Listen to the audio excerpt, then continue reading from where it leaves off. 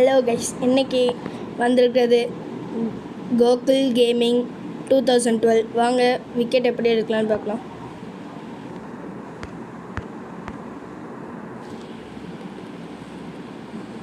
அப்படி இருக்கலாம்.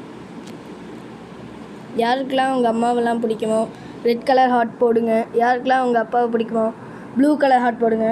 2 பேர்த்தையும் பிடிக்குன்னா பிளாக் கலர் ஹார்ட் போடுங்க. யாருக்கெல்லாம் எத்தனை பேர் பிடிக்குதுன்னு பார்ப்போம்.